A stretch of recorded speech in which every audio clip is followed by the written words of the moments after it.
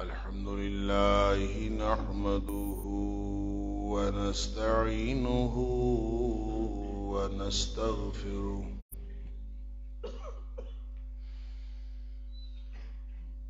الحمد لله نحمده الحمد لله نحمده الحمد لله نحمده ونستعينه ونستغفره ونؤمن به ونتوكل عليه ونعوذ بالله من شرور أنفسنا ومن سيئات أعمالنا من يهده الله فلا مضل له ومن يضلل فلا هادي له وأشهد أن لا إله إلا الله وحده لا شريك له وأشهد أن محمدًا عبده ورسوله صلى الله عليه وسلم أرسله بالحق بشيرا ونذيرا بين يدي الساعة فمن يطع الله ورسوله فقد رشد واهتدى ومن يعص الله ورسوله فقد ضل وغوى فإنه لا يضر إلا نفسه ولا يضر الله شيئا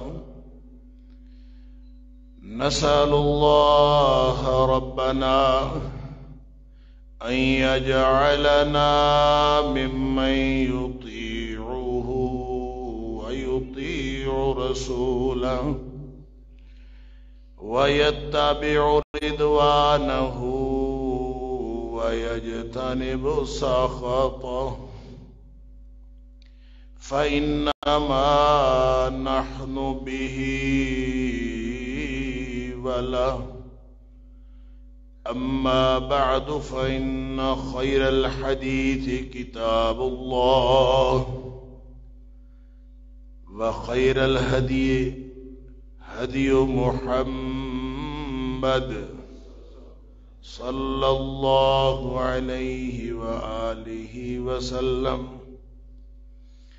وشر الأمور محدثاتها وكل محدثة بدعة وكل بدعة ضلالة وكل ضلالة في النار فأعوذ بالله السميع العليم من الشيطان الرجيم من همزه ونفخه ونفثه بسم الله الرحمن الرحيم ولو أن أهل القرى آمنوا واتقوا لفتحنا عليهم بركات من السماء والأرض ولكن كذبوا فأخذناهم بما كانوا يكسبون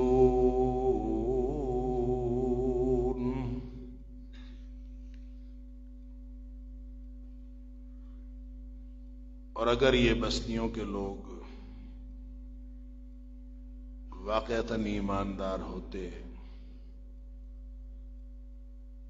اور تقوی کو انہوں نے پہلی ترجیح بنایا ہوتا یا تقوی کی روش اختیار کی ہوتی تو ہم ان کے اوپر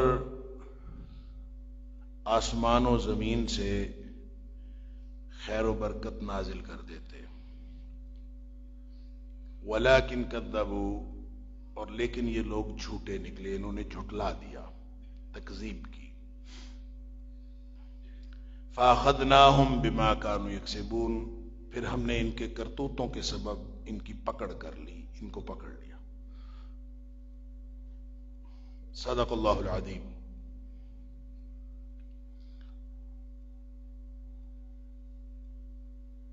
اللہ کی پیدا کردہ اس دنیا میں اور اس کی عطا کردہ اس زندگی میں انفرادی اور اجتماعی طور پر جس مغلوبیت کا ہمیں سامنا ہے اور جس طرح حالات کی خرابی کا ہمیں سامنا ہے، لگتا یوں ہی ہے کہ ہم اللہ کی پکڑ میں ہیں۔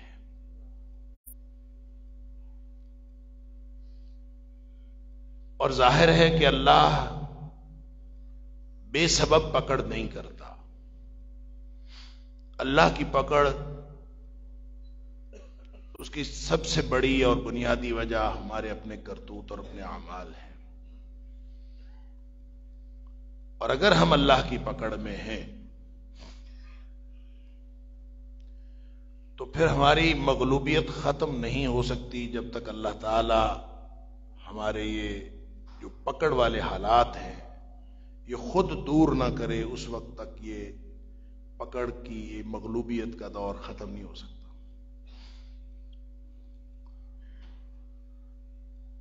اگر اللہ ہماری مدد کر رہا ہوتا تو قرآن کا وعدہ ہے ان ینصرکم اللہ فلا غالب لکم، اگر اللہ تمہاری مدد کر رہا ہوتا تو تمہارے اوپر کوئی غالب آ سکتا ہی نہیں، تم مغلوب ہو سکتے ہی نہیں۔ اس کا مطلب یہ نہیں ہے کہ یہ کوئی جنگ کے اندر مغلوبیت کی بات ہے، جنگ کے اندر مغلوبیت کی بات بھی ہے، لیکن یہ ہر طرح کی مغلوبیت ہے، چاہے وہ ہمیں اپنے معاملات کے حوالے سے، چاہے اپنے معاشی معاملات کے حوالے سے، چاہے ہمارے معاشرتی معاملات کے حوالے سے، چاہے گھروں کے ماحول کے حوالے سے، چاہے ایک دوسرے کے ساتھ تعلقات کے حوالے سے، ہم جس بھی طرح کی مغلوبیت دیکھتے ہیں، اللہ کا صاف فرمان ہے کہ اللہ کی مدد اگر تمہارے ساتھ ہوتی تو تم کبھی انفرادی یا اجتماعی طور پر مغلوب نہیں ہو سکتے۔ وَإِن يَخْذُلْكُمْ، اگر وہی تمہیں چھوڑ گیا۔ اور یہ بات کئی دفعہ کہی جا چکی اور اس کو کبھی ذہن سے محو نہیں ہونا چاہیے کہ اللہ کے ہاں جو اللہ کا قانون ہے فتح و شکست کا، وہ اہل ایمان کے لیے اور ہے، ایمان کا دعویٰ کرنے والوں کے لیے اور ہے، اور ایمان کا دعویٰ نہ کرنے والوں کے لیے اور ہے۔ وہ لوگ جن کا دعویٰ ہی ایمان کا نہیں ہے ان کو تو اللہ تعالیٰ ویسے ہی، اللہ کا قانون ہے، اللہ تعالیٰ ان کو مہلت دے دیتا ہے۔ وَأُمْلِي لَهُمْ إِنَّ كَيْدِي مَتِينٌ، ان کو تو میں ویسے ہی مہلت دے دیتا ہوں۔ اور مہلت اس لیے اللہ دیتا ہے کہ وہ لوگ اللہ کی نافرمانیوں میں آگے بڑے ہوتے ہیں، جب ان کو مہلت ملتی ہے تو وہ کیا کرتے ہیں؟ وہ مزید نافرمانیاں کرتے ہیں۔ جب وہ مزید نافرمانیاں کرتے ہیں تو پھر وہ صحیح پکڑ میں آتے ہیں، وہ اللہ کی پکڑ میں صحیح طور پر وہ آتے ہیں۔ اس لیے اللہ فرماتا ہے ان کیدی متین واملی لہم ان کیدی متین، میں ان کو مہلت دیتا ہوں اور میرا جو منصوبہ ہے، میری منصوبہ بندی بہت ہی مضبوط منصوبہ بندی۔ اور ہمیں بھی سمجھایا کہ تمہیں ان لوگوں کے دنیا میں جو ظاہری غلبہ ہے اس سے کسی طور بھی مغلوب ہونے کی ضرورت نہیں، مرعوب ہونے کی ضرورت نہیں۔ وَلَا يَغُرَّنَّكَ تَقَلُّبُ الَّذِينَ كَفَرُوا فِي الْبِلَادِ، کافروں کا زمین میں، شہروں میں یوں دندناتے پھرنا یہ تمہیں کسی دھوکے میں مبتلا نہ کرے۔ متاع قلیل ثم مأواہم جہنم. یہ تو چند دن کی بات ہے، پھر ان کا ٹھکانہ جہنم ہے. یہ ہے اللہ کی قیدی متین، اللہ کی مضبوط منصوبہ بندی یہ ہے. ثم مأواہم جہنم، پھر ان کا ٹھکانہ جہنم ہے. وبئس المہاد، اور بہت ہی برا ٹھکانہ ہے. تم اس لیے خوشی مناؤ کہ تمہیں اللہ نے ایک ایسا راستہ چننے کا موقع نصیب فرمایا ہے جو جہنم سے بچ جانے کا موقع، جو جہنم سے بچ جانے کا راستہ ہے. لیکن اس راستے پر چلتے ہوئے وعدہ اللہ سے یہ کیا کہ ہم ایمان اور تقوی کی زندگی گزاریں گے. ولیکن کذبوا، خود ہی جھٹلا دیا، اپنے دعوے کے خلاف کیا. جب انسان اپنے دعوے کے خلاف کرتا ہے تو پھر ظاہر پکڑ تو آئے گی. شکر کی بات یہ ہے، رحمت کی بات یہ ہے جو میں بار بار اظہار کرتا ہوں کہ اللہ کریم نے فرمایا کہ یہ جو پکڑ ہے یہ عارضی ہے، یہ اصل عذاب نہیں ہے. اگر تو عذاب ہوتا، لو یؤاخذ اللہ الناس بما کسبوا، اگر اللہ واقعتاً پکڑ لیتا جو لوگوں کے کرتوت ہیں، ما ترک علی ظہرہا من دابۃ، تو روئے زمین پر تمہیں ایک جاندار بھی چلتا نظر نہ آتا. اتنا بڑا عذاب اللہ کا آتا. کرتوت تو یہ ہے، کرتوت تو اس قابل ہے کہ اللہ کا عذاب آئے، اس روئے زمین پر کوئی جانور، کوئی جاندار چلتا ہوا نظر نہ آئے. اللہ اکبر. لیکن اس نے رحمت یہ کی ہے کہ وہ فرماتا ہے لِيُذِيقَهُمْ بَعْدَ الَّذِي عَمِلُوا، یہ ہم نے یہ کیا ہے کہ یہ ان کو تھوڑے سے اعمال کا بدلہ چکھانے کے لیے کیا ہے، کہ تھوڑا سا ان کو چکھایا جائے. لعلہم یرجعون، تاکہ یہ واپس آ جائیں.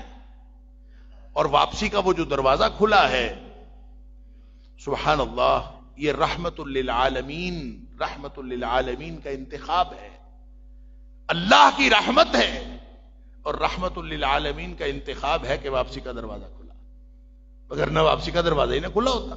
یہ تو اس نے وَلَنُذِيقَنَّهُمْ مِنَ الْعَذَابِ الْأَدْنَىٰ دُونَ الْعَذَابِ الْأَكْبَرِ، یہ تو ہم چھوٹے چھوٹے عذاب چکھاتے ہیں بڑے عذاب سے پہلے، اس لیے لعلہم یرجعون، شاید کہ یہ واپس آ جائے. تو اللہ واپسی کا موقع عطا فرماتا ہے. اور میں نے عرض کیا تھا، سورہ توبہ کی آیت میں نے آپ کے سامنے رکھی تھی کہ اولا یرون انہم یفتنون فی کل عام مرۃ او مرتین. یہ اللہ کریم نے منافقوں کو، اس دور کے منافقوں کو فرمایا تھا کہ یہ کیسے لوگ ہیں کہ ہر سال ایک یا دو جھٹکے ان کو لگتے ہیں، ہر سال کچھ نہ کچھ آزمائش ہوتی ہے، لیکن ان کے حالات یہ ہیں ثم لا یتوبون ولا هم یذکرون، واپس ہی نہیں آتے، واپس ہی نہیں آتے، نصیحت بھی نہیں پکڑتے.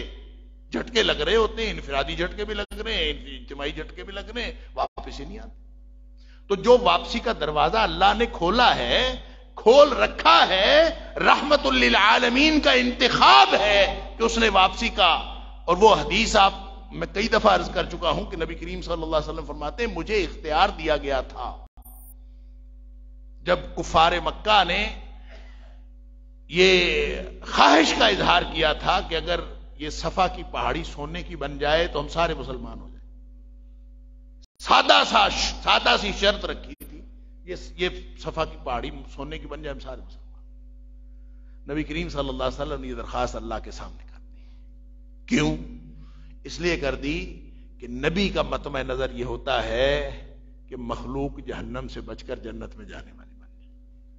لہذا نبی کریم صلی اللہ علیہ وسلم اللہ سے درخواست کر دی، یا اللہ صفا کی پہاڑی سونے کی بنا دے، تو نے تو کون کہنا ہے، کیا فرق پڑتا ہے. تو تاکہ یہ سارے مسلمان ہو جائیں اور جہنم سے بچ جائیں.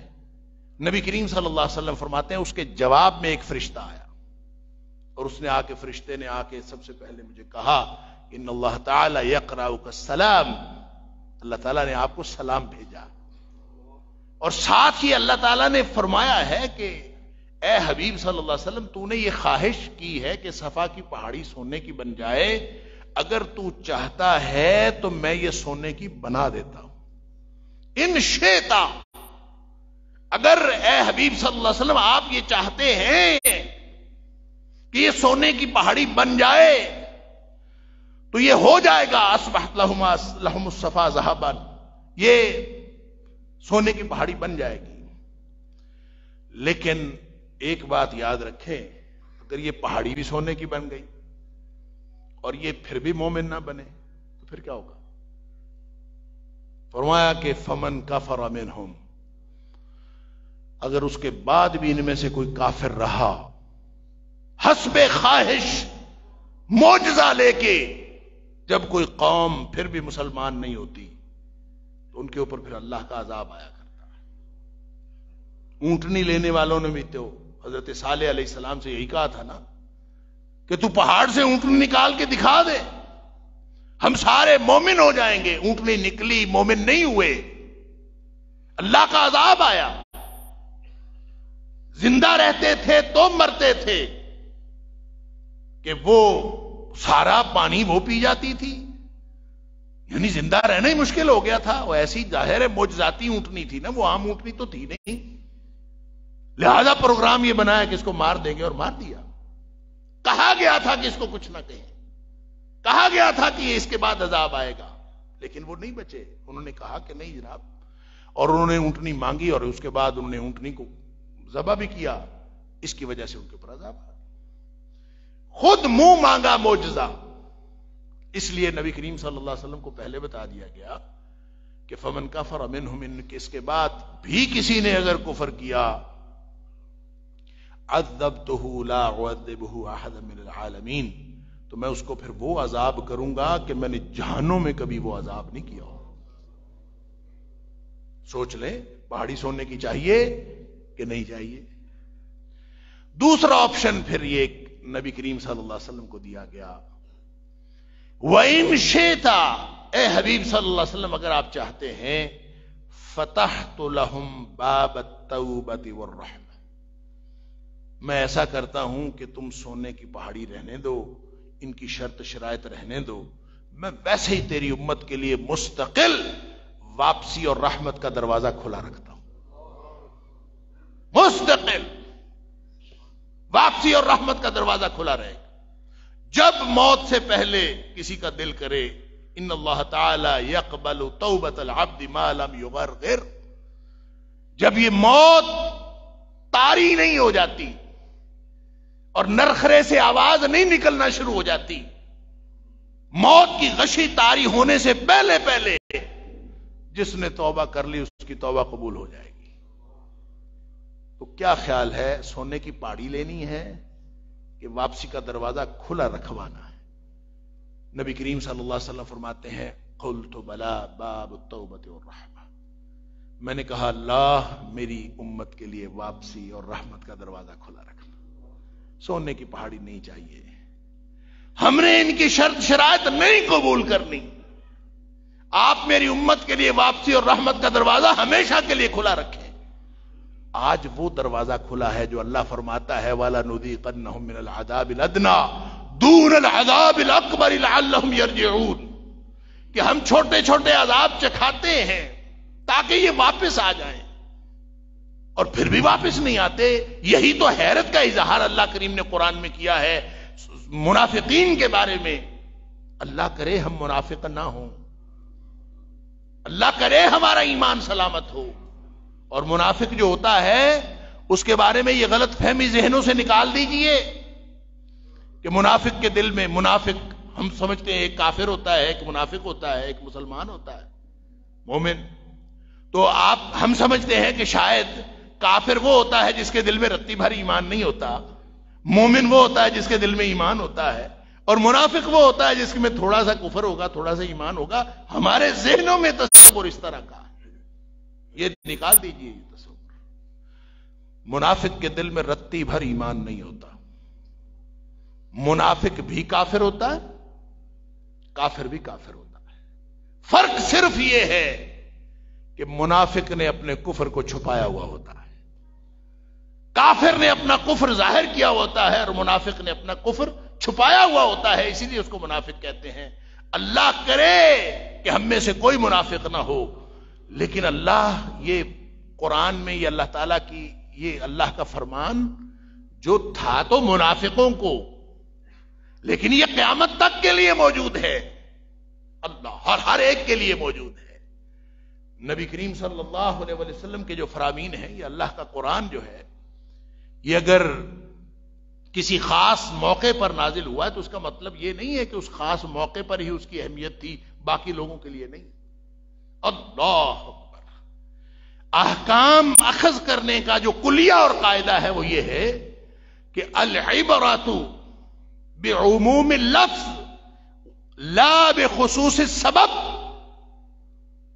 یعنی کسی خاص موقع پر کوئی خاص بات کہی گئی ہو تو اس خاص موقع کے لیے نہیں ہوتی، وہ ہر ایک کے لیے ہوتی ہے۔ تو اللہ تعالیٰ فرماتا ہے وَلَا يَرَوْنَ أَنَّهُمْ يُفْتَنُونَ فِي كُلِّ عَامٍ مَرَّةً أَوْ مَرَّتَيْنِ، ہر سال ان کو جھٹکے لگتے ہیں، کبھی کوئی جھٹکا کبھی کوئی جھٹکا، عمومی طور پر، معاشی طور پر، قومی سطح پر۔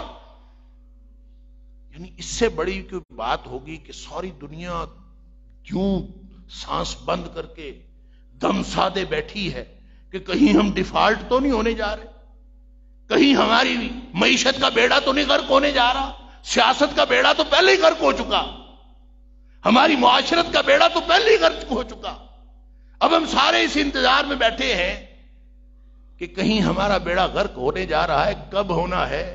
تو یہ تو بھائی آپ کی چوائس ہے، رحمت کا انتظار کرنا ہے یا اللہ کے عذاب کا انتظار کرنا ہے؟ ترجیح بدل لو، آج ترجیح بدل لو۔ اللہ فرماتا ہے شرط رکھی ہے لو ان اہل القرى آمنوا واتقوا، ایمان اور تقوی کو ترجیح بنا لو تو کیا ہوگا؟ اس کا نتیجہ یہ نکلے گا لفتحنا علیہم برکات من السماء والارض، زمین و آسمان سے خیر و برکت کے دروازے کھل جائیں۔ اگر اس کا انتظار کرنا ہے رحمت و برکت کا تو پھر ایمان اور تقوی کو ترجیح بناؤ، اور اگر ایمان اور تقوی ترجیح نہیں ہے، ترجیحات کیا ہیں؟ اللہ اکبر۔ کاروباری لوگوں کے پاس بیٹھ کے دیکھ لیں، نوکریوں والوں کے پاس بیٹھ کے دیکھ لیں، ارباب حکومت کے پاس بیٹھ کے دیکھ لیں، سب سے ان کا تجزیہ کریں کہ کس کی ترجیح کیا ہے۔ اللہ اکبر۔ ایمان اور تقوی کسی کی ترجیح نہیں ہے۔ ایمان اور تقوی ترجیح ہوتی تو رحمت و برکت اللہ کی ہمارے اوپر نازل ہوتی، وہ ترجیح نہیں ہے تو پھر کیا ہے؟ میں نے سورہ توبہ کی آیت نمبر 23، غالباً آیت نمبر 23 ہے، وہ میں نے آپ کے سامنے رکھی تھی، فَتَرَبَّصُوا حَتَّى يَأْتِيَ اللَّهُ بِأَمْرِهِ۔ ترجیح اگر بدل لوگے تو ترجیح کیا ہوتی ہے؟ میری ترجیح ہے میرے سسرال، میری ترجیح ہے میرے ماں باپ، میری ترجیح ہے میرے بہن بھائی، میرے رشتے، وہ سسرالی ہوں یا وہ میرے حقیقی رشتے ہوں، رشتے میری ترجیح ہے۔ اگر وہ رشتے ترجیح نہیں ہے تو پھر کیا ترجیح ہے؟ مال ترجیح ہے، میرا مال، وہ جہاں بھی رکھا ہے، بیلجیم میں رکھا ہے یا کینیڈا میں رکھا ہے یا جہاں بھی رکھا ہے، میرا مال میری ترجیح ہے، یہ پاکستانی بینکوں میں ہے یا کسی اور جگہ ہے، میرا مال۔ وَأَمْوَالٌ اقْتَرَفْتُمُوهَا، قرآن پوری کی پوری آپ کو تشخیص کر کے آپ کے ہاتھ میں پکڑاتا ہے۔ قُلْ إِنْ كَانَ آبَاؤُكُمْ وَأَبْنَاؤُكُمْ وَإِخْوَانُكُمْ وَعَشِيرَتُكُمْ وَأَزْوَاجُكُمْ، ذرا دیکھو تو صحیح کہ تمہارے رشتے تمہاری ترجیح ہیں، وَأَمْوَالٌ اقْتَرَفْتُمُوهَا، یا پھر تمہارے مال تمہاری ترجیح ہے، یا پھر تمہارے تجارت، ہماری فلاں ملک کے ساتھ تجارت چل رہی ہے، اللہ پر وہی تجارت ہے، وہ کہتے ہیں ایل سی نہیں کھل رہی، آج کل ایل سی نہیں کھل رہی تو پھر کیا کریں؟ وہ کہتے ہیں جی مال کھڑا ہوا ہے، بحری جہاز کھڑے ہوئے ہیں، ان کو ان لوڈ نہیں کروایا جا سکتا جب تک وہ بینک اس کی ذمہ داری نہ لیں۔ پوری دنیا میں ہمارا اعتبار اٹھ چکا ہے، تو اس کا مطلب ہے عملاً تو ہم ڈیفالٹ ہو چکے ہیں، پھر انتظار کس بات کا؟ اگر ترجیحات یہ ہیں، اللہ فرماتا ہے احب الیکم من اللہ ورسولہ وجہاد فی سبیلہ. اگر یہ ساری باتیں یا ان میں سے کوئی ایک بات تمہیں اللہ اور اس کے رسول صلی اللہ علیہ وسلم اور ان کے دین کے لیے ساری زندگی لگا دینا اس سے زیادہ پسند ہے تو پھر یہ فیصلہ تو تمہارا ہے نا بھائی. اللہ کی رحمتوں کا انتظار کرنا ہے یا بیٹھ کے اللہ کے عذاب کا انتظار کرنا. فَتَرَبَّصُوا حَتَّى يَأْتِيَ اللَّهُ بِأَمْرِهِ. پھر انتظار کرو اللہ کا عذاب کب آتا ہے. وَاللَّهُ لَا يَهْدِي الْقَوْمَ الْفَاسِقِينَ. اور اللہ فاسقوں کو جو اطاعت سے نکلے ہوئے ہوں نہ اللہ کی بات مانتے ہیں نہ اللہ کے رسول صلی اللہ علیہ وسلم کی بات مانتے ہیں. فاسق کہتے ہیں اطاعت سے نکلے ہوئے شخص.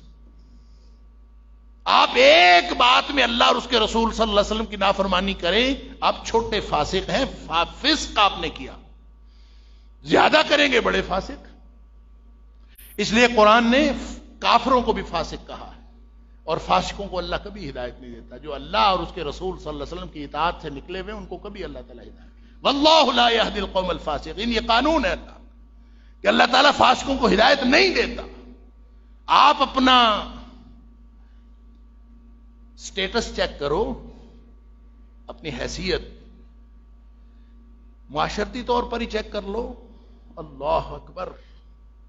یہ جو تقوی ہے نا, تقوی, یہ جو کہا گیا وَلَوْ أَنَّ أَهْلَ الْقُرَىٰ آمَنُوا وَاتَّقَوْا, اس کے کئی پیمانے ہیں چیک کرنے کے. ہے تو یہ سینے میں, نبی کریم صلی اللہ علیہ وسلم نے سینے کی طرف اشارہ کیا, لیکن اس کو اٹیچ کیا ہے نبی کریم صلی اللہ علیہ وسلم نے بہت ساری معاشرتی رویوں کے ساتھ. تو وہ جو معاشرتی رویے ہیں اسی سے چیک کر لو. آج اسی وقت پیمانہ تمہارے ہاتھ میں ہے.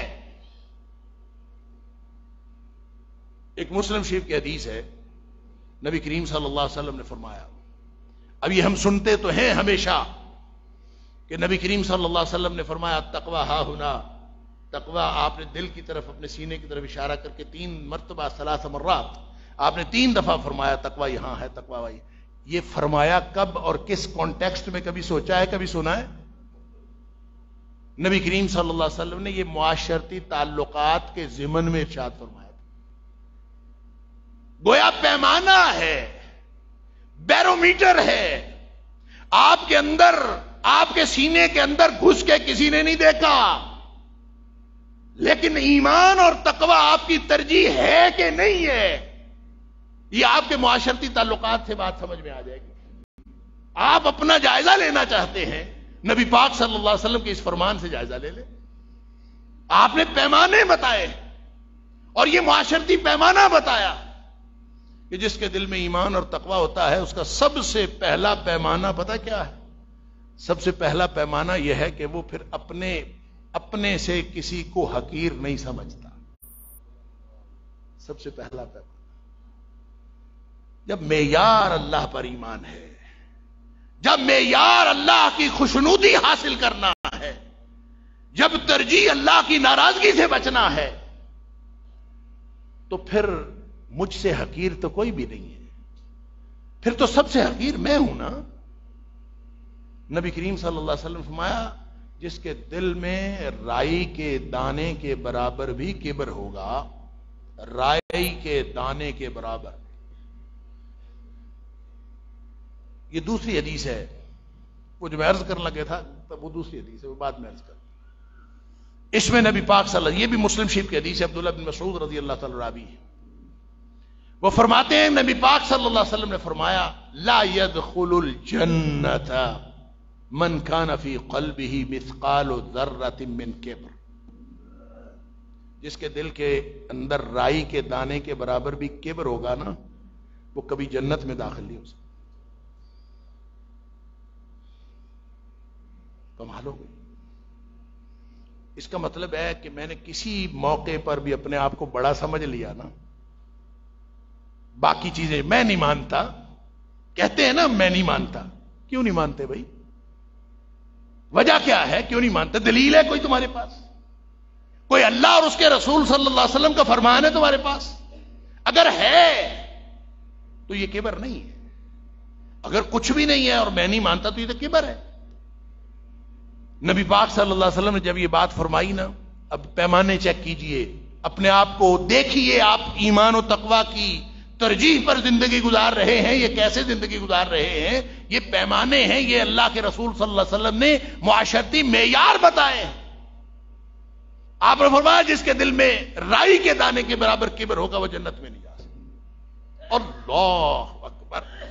صحابی کہتا ہے قال الرجل، ابن مسعود رضی اللہ تعالی فرماتے ایک آدمی بولا کہ اللہ کے رسول صلی اللہ علیہ وسلم رائی کے دانے کے برابر بھی کبر کسی کا ہوا تو وہ جنت میں نہیں جائے گا، حالانکہ ہمارا حال تو یہ ہے کہ ان الرجل، ہر شخص، یحب ان یکون ثوبہ حسنا ونعلہ حسنا، ہماری حالت تو یہ ہے کہ ہر شخص کا دل کرتا ہے کہ میرے کپڑے بہترین ہوں اور میرے جوتے بھی بہترین، تو پھر ہم کیسے بچیں گے وہ کبر سے؟ جب دل یہ کرتا ہے کہ میں کپڑے ایسے پہن کے چلوں نکلوں کہ جو سارے محلے سے بہترین کپڑے ہوں، میرے جوتے ایسے ہوں جو سب سے بہترین ہوں، سبحان اللہ۔ نبی کریم صلی اللہ علیہ وسلم نے فرمایا تم سمجھے ہی نہیں کبر کیا ہے۔ آپ نے فرمایا ان اللہ جمیل و یحب الجمال۔ تمہیں کس نے کہا ہے خوبصورت کپڑے نہیں پہننے؟ تمہیں کس نے کہا ہے اچھا جوتا نہیں پہننا؟ فرمایا اللہ خوبصورت ہے خود، اور اللہ خوبصورتی کو پسند کرتا ہے، لہذا کپڑے اچھے پہننا کبر نہیں ہے۔ فرمایا الکبر بطر الحق وغمط الناس، کبر یہ ہے کہ آپ حق کا انکار کر دیں بغیر کسی دلیل کے۔ ظاہر حق کے حق کے مقابلے میں دلیل ہوتی کوئی نہیں، حق کا انکار کر دیں اور لوگوں کو حقیر سمجھے، وغمط الناس، لوگوں کو حقیر سمجھے، وہ چاہے کپڑوں کی وجہ سے سمجھے، چاہے ان کے گھر کی وجہ سے سمجھے، چاہے ان کی ایجوکیشن کی وجہ سے سمجھے، یا کسی وجہ سے سمجھے۔ آپ کو کوئی ذکر کرتا ہے، آپ کا تو میں دیکھا ہے اور مجھے پتا ہے اس کا، میں جانتا ہوں اس کو۔ آپ کے پاس کوئی کسی کی تعریف کر دے برداشت نہیں ہوتی جب تک آپ اس کی کوئی برائی اس کو نہ بتا دیں کہ یہ تعریف گویا غلط ہے۔ اللہ اکبر، اگر یہ ہے تو اس کا مطلب ہے کبر ہے۔ اگر آپ سے کسی کی تعریف ہی برداشت نہیں ہوتی، آپ کے طبقے کی کوئی تعریف، کسی مولوی صاحب، کسی استاد جی، کسی ڈاکٹر صاحب، کسی حکیم صاحب، کسی بھی طبقے کے پاس اسی کے طبقے کے کسی آدمی کی تعریف کر دیں، پھر دیکھیں آپ ماشاءاللہ کہ کبر کیا ہے اور کبر کے مظاہر کیا ہے۔ انا للہ و انا الیہ راجعون۔ تو سن لیجئے نبی پاک صلی اللہ علیہ وسلم نے وہ جو بات تقوی کی فرمائی ہے اس کا کانٹیکسٹ بھی سمجھ لیجئے۔ میں حدیث آپ کے سامنے رکھ دیتا ہوں۔ آپ نے فرمایا لا تحاسدوا، لوگو آپس میں ایک دوسرے کے ساتھ حسد نہ کیا۔ پھر فرمایا ولا تناجشوا، صرف قیمت بڑھانے کے، یہ میں بعد میں عرض کرتا ہوں حسد کیا ہوتا ہے، اس کی تشریح بعد میں، پہلے آپ حدیث سن لیجیے۔ فرمایا لا تحاسدوا، آپس میں ایک دوسرے سے حسد نہ کیا کرو، ولا تناجشوا، صرف قیمت بڑھانے کے لیے بولی میں شامل نہ ہوا کرو۔ پھر فرمایا ولا تباغضوا، آپس میں ایک دوسرے کے ساتھ بغض نہ رکھو، قلبی دشمنی نہ رکھو۔ اللہ اکبر۔ پھر فرمایا ولا تدابروا، اور ایک دوسرے سے روگردانی نہ کرو، ایک دوسرے کو چھوڑ کر پیچھے چھوڑ کر نہ چلے جاؤ کہ میرا تو معاملہ ہی نہیں ہے، اس کا معاملہ جو مرضی کرے۔ ولا تدابروا، اور فرمایا ولا یبیع بعضکم علی بیع بعض، ایک آدمی نے کوئی سودا کر لیا ہے تو دوسرا آدمی اس کے اوپر سودا نہ کرے آگے۔ اب سمجھ لیجئے کیا کچھ نبی پاک صلی اللہ علیہ وسلم فرما رہے ہیں۔ تحاسدوا، باہمی تعلقات کے ساتھ اس کا تعلق ہے۔ تناجشوا، اس کا تعلق بھی باہمی تعلقات ہے، بولی نہ بڑھاؤ لیکن ساتھ معاشی تعلقات بھی ہیں۔ پھر تباغضوا، آپس میں بغض نہ رکھو۔ پھر آپ فرماتے ہیں ایک دوسرے سے روبردانی نہ کرو. پھر آپ فرماتے ہیں ایسی کسی کے کیے ہوئے سودے کے اوپر سودا نہ کرو. اس کا کیا تعلق ہے؟ پھر فرمایا کونوا عباد اللہ اخوانا، اللہ کے بندو بھائی بھائی بن جاؤ. اس کا مطلب یہ ہے کہ ان ساری باتوں میں سے کوئی کرو گے تو وہ بھائی بھائی بننے کے خلاف ہے. المسلم اخو المسلم. پھر وضاحت فرمایا مسلمان مسلمان کا بھائی ہے. اگر بھائی ہے تو پھر وہ کیا کرتا ہے؟ فرمایا اللہ یظلمہ. سب سے پہلی بات ہے بھائی بھائی پر ظلم نہیں کرتا.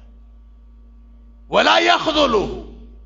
اس کو کبھی اکیلا بھی نہیں چھوڑتا، اس کے خلاف نہیں ہوتا، کبھی اس کو ذلیل نہیں کرتا. ولا یحقرہ. اس کی تحقیر کبھی نہیں کرتا. یہ فرمانے کے بعد آپ نے فرمایا التقوی ہاہنا ویشیر الی صدرہ ثلاث مرات. پھر نبی پاک صلی اللہ علیہ وسلم نے اپنے سینے مبارک کی طرف اشارہ فرما کے آپ نے فرمایا تقوی تو یہاں ہوتا ہے. اور آپ نے 3 دفعہ فرمایا اور اپنے سینے کے سینہ مبارک کی طرف اشارہ فرمایا. گویا ہوتا یہاں ہے، ظاہر تمہارے اعمال سے ہوتا ہے. پھر آپ نے بات جاری رکھی. ابن مسعود رضی اللہ تعالیٰ عنہ فرماتے ہیں آپ نے بات جاری رکھی اور آپ نے فرمایا بحسب امرئ من الشر ان یحقر اخاہ المسلم. اگر کسی شخص کے برا ہونے کے لیے، اس کے غلط ہونے کے لیے، اس کے گندے ہونے کے لیے اتنی بات کافی ہے کہ وہ اپنے کسی مسلمان بھائی کی تحقیر کرے. اگر وہ کسی کی تحقیر کرتا ہے تو اس سے برا آدمی اور کوئی نہیں. نیکیاں کرتا ہو، نمازیں پڑھتا ہو، تہجد پڑھتا ہو، اس کی ساری نیکیاں ایک طرف، وہ اپنے کسی مسلمان بھائی کو برا سمجھتا ہے، اس کے اپنے برے ہونے یا اس کی تحقیر کرتا ہے، تو فرمایا اس کے برے ہونے کے لیے اتنی بات کافی ہے. پھر آپ نے فرمایا کہ کل المسلم علی المسلم. ہر مسلمان کا دوسرے مسلمان کے اوپر حرام، ہر چیز حرام ہے. دمہ و مالہ و عرضہ.